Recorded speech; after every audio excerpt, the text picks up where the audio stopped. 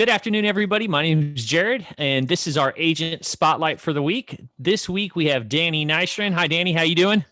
How are you? I'm doing good, Jared. Good, man. Hey, thank you so much for getting on this week and being our agent spotlight. And I was talking to Danny yesterday, and we were talking about this call. And one of the main reasons we're getting Danny on is Danny paid out in our business over $16,000 in a week. And matter of fact, the first time I said it to him, I was like, "You paid out like 14,000." He was like, "No, 16,000." And so I think it was like 16,500 to be more specific, but a crazy amount of money in a week of 16,000 plus dollars. So congratulations, first of all, Danny, on your $16,000 week. So that's awesome.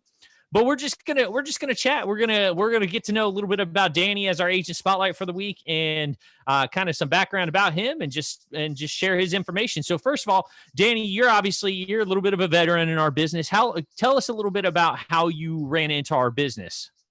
Yeah, sure. I appreciate the opportunity here, Jared, to talk. But yeah, I started. I think I got licensed. I was taking the exam FX at a late 2017, and I got licensed sometime early 2018.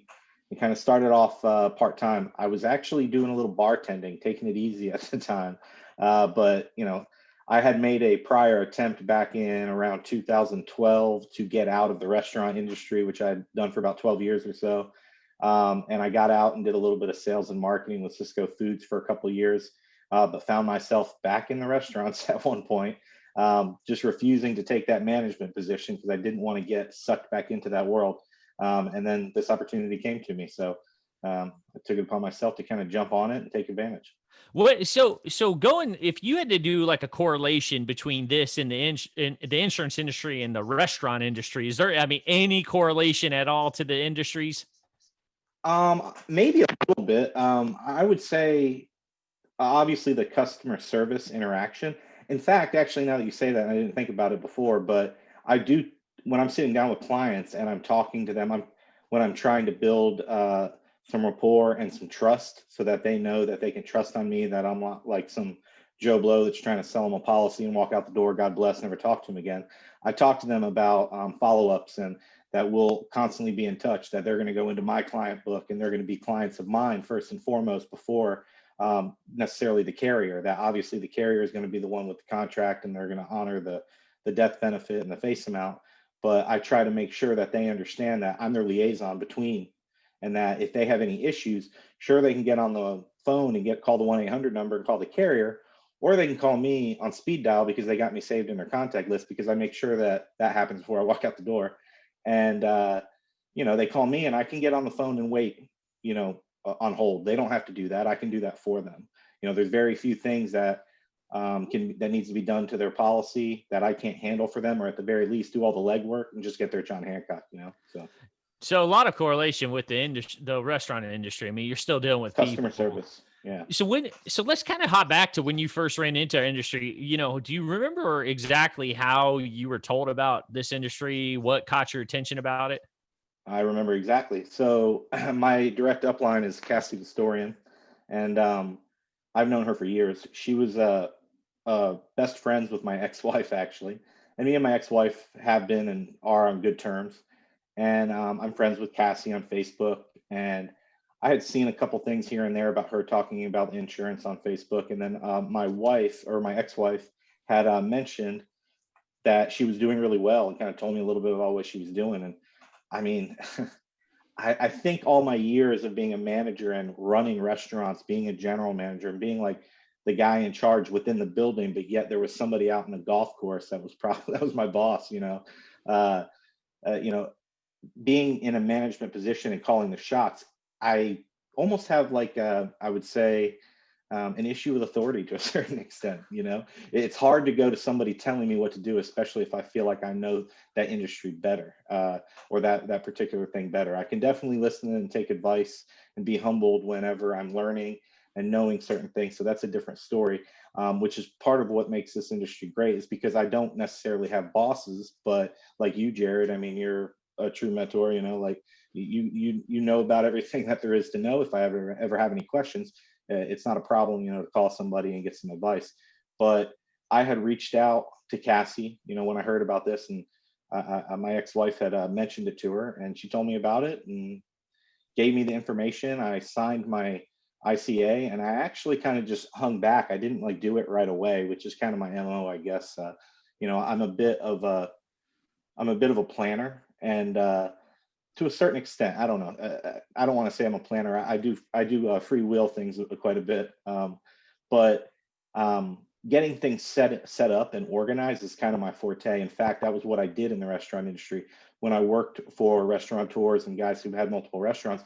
I would move around. I've opened a lot of restaurants. I've gone to restaurants that needed some fixing up and put systems in place to try to make it so that it's repetitive and things of that nature. So I kind of took my time getting the exam. In fact, I think it was Christmas Eve, and I was in a hotel down in Spring Hill, Florida, to see my folks for the holidays. And me and my current wife were in the hotel, and I was cramming the last part of the FX on the final day, and I got it knocked out. And then that was all she wrote. And then the conference was coming around in the beginning of January. Cassie actually reached out to me and asked me if I was going to go ahead and move forward. I'm like, actually, I just passed the exam yesterday, so why not? So, Yeah, and I know you were there, so we got to hang out and talk there. So let's talk about what. So I know you're married and you got kids. Okay, mm-hmm. two, right? Two kids, right? Three. Whew, busy, Yep. busy guy. All right, so let's talk about that because I know when you and I were talking the other day, obviously COVID has changed a lot for people with planning, and I know you're doing virtual schooling with them, right? Correct. Two of them, two out of the three. They're ages 3 to 9. So the two older ones are in elementary school. The younger is in a pre-K, KKP. It's a Methodist pre-K program. But we take her 3 days a week. We feel like she needs the socialization and everything. And they're private school, and they're very cautious with everything. No adults are allowed to walk inside the building, et cetera, all that good stuff. So we don't really have any people who are, I guess, perceived as you know uh, susceptible to COVID or anything like that. But I've been tested multiple times. Anytime that I feel anything, I go get tested down here in Tallahassee at FAMU for a rapid test, and I'll go twice in one day because I know that it's not 100% accurate. But I do that because I sit, 60-70% of the people I sit down with have some sort of health issue, and my first thought process is I don't want to get anybody sick. I mean, I don't know all the facts, but I feel like I'm a pretty healthy guy and healthy individual. I've got O negative blood. I don't know if that really means anything, but you read stuff, and I don't think I've ever had the flu in my life, so I'm not too concerned about myself. But we're cautious for that reason. If anybody has any concerns about me coming over, virtual learning or virtual meetings are definitely something that I do. As far as the kids go, my wife wants to be cautious. It was her decision to try to do the virtual learning, and I'm going to go with whatever she wants to do as well. So two of them are doing virtual learning, and then the other one goes to pre-K. So they're here every day. Let's talk about that for a second, because it gives you, obviously you're still going out. $16,000 in a week is a lot of money to make and pay out, and so you're still going out. You're selling a lot. But you're having to kind of change your lifestyle around the virtual learning and spending time with your kids. How has this business helped you be able to do that? Because I mean, a lot of people right now, Danny, they either got furloughed. If their kids are virtual learning, their careers are putting on the back burner, but you're able to continue to move your career and make money and spend time with your children, helping them do the virtual learning, right? Yeah, it's definitely more challenging, I would say, because prior to all of this, I kind of had like a set schedule the way that I would work it. Mondays were usually an office call day to start my week. I don't work Sundays usually, especially not during football season. But I mean, look, if I call and somebody says they can meet me on Sunday, I'll go do it. I'm not going to turn it down. Yeah. But I don't attempt to fill up my Sundays at all. But Monday would be my office day in the past, I would say, and then Tuesday I would typically run like a Tuesday Wednesday type situation, or sometimes on occasion it would be I would run on Tuesday, And then I would have another office day at some point in the week, either Wednesday and Thursday, to run Thursday, Friday, or Friday, Saturday. And the reason that I do it that way is because my territory, and we mentioned on the call yesterday when we did that I don't have a radius. It's east and west, Yeah. and I'm at one end of it. So I would maybe do like areas that are closer to me on a Tuesday or Tuesday, Wednesday. And then at the end of the week, I would set it for, the far side of my territory, 3+ hours away. And because that's in the Destin area where I lived for 10 years, I would, I'll stay there. I'll stay overnight a lot of times. Usually once a week, I stay out of town, and I'll just run 2 days straight. And, Saturdays are good to be out there because, if you get somebody that works Monday through Friday and they can't get to you on a weekday, I can book all day on Saturday. So it works pretty well. But I'm basically doing the same thing now. The difference is that Mondays I really am having less time to do office work because my wife is also self-employed. She's a music therapist, and she's a partner in her own practice here in Tallahassee. So she deals a lot with school systems and senior living homes, which was drastically affected by COVID. But now that things are starting to pick back up, she basically has to do all the administrative work for her business because she's the owner operator. The other owner is, in North Carolina or Virginia area. And she picks up a couple small, couple contracts. Particular, she does the Gadsden County school system. So she does that on Mondays and certain other days. So when she does that, I stay home and kind of, it's not really much to it. I just got to make sure that the kids are doing their school and not fighting with each other, because one of them will walk up and slap the other one in the head, But it's still, but the amazing part is it hasn't stopped you from being able to go out and make money. You've still been able to go out and make money. It's just put a little bit of a kink in the schedule here and there. Yeah, I have to wing the schedule from a week to week basis a little bit. This week's a prime example because December, my wife is basically in her contract. She gets 4 Mondays at Gadsden County, for example, because December is a short month for her and they're out of school. She wants to make up those 2 days. So this week and next week, she's going to go in Monday and Tuesday. So I'm going to stay home. I'll try to get as little bit as I can, basically in the afternoons after she returns, done from the office. Today, after this, I gotta take my daughter to dance. All 3 of my children have extra activities, whether it be dance, taekwondo, ballet, whatever it is. Yeah. And then after that, I'm pretty much just going to try to book some appointments for the next day or 2. And then I know that later in the weekend, I'll be in the week, Friday, Saturday, I'll be spending that, on my distant area. So.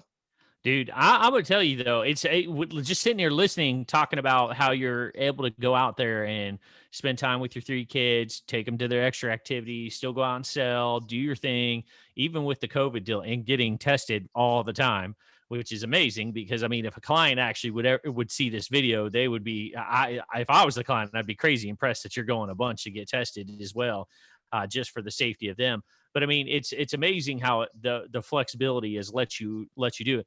Last question. And you answer this. This is not scripted. So, from an income perspective, this versus the restaurant business, have you been able to make more money doing this? Kind of give me some insight on that. Yeah, I would say on average, I definitely make more, even if you're, I'm obviously grossing a vast amount more. Obviously, I put a lot of money back into the business, paying for leads and gas mileage expenses, but that's deductible and taxes for the most part, a lot of that. But netting what I'm bringing home is definitely a little bit more. And I know that the potential for it to be significantly more is always there. I put in my information for my income ring this year, so I'm pretty pumped about that. I was just a couple thousand short last year, which was really got to me, and I made sure that wasn't going to happen this year, whether COVID or not. I'll be damned, I'm getting it this year. And so yeah, but the key is that for me to make $60,000 a year in the restaurant industry, I had to work on average, 60 to 70 hours a week, like in the winter, in a seasonal area like Destin, Florida, people would think that in the winter, oh, it's slow, you don't have to work as much. No, you send home your hourly employees and you work more, and then in the summer when it's busy, you're in there all the time because it's busy. So, you're never not working less than 55, 60 hours minimum, Yeah. And so when you break that down on a salary for, being a general manager of a restaurant, that's the worst thing you could ever do, because then you really realize what your time is worth. And it's not as impressive as it may sound when they just tell you a number when they hire you.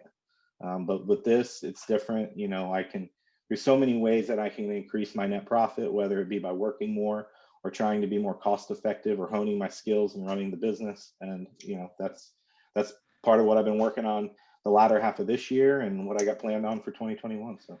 Well, dude, congratulations. Income ring, for those people who don't know, is a six-figure income earner. So Danny is a six-figure income earner, gets a ring that signifies it.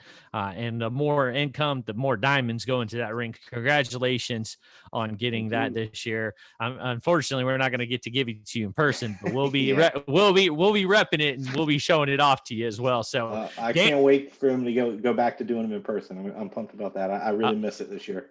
Me too. I'm with you, man. I can't wait to get back to traveling. So Danny Nystrand, our agent spotlight of the week. Thank you, sir. Appreciate you so much. Thank you, Jared. Appreciate you. Absolutely, buddy. Bye-bye.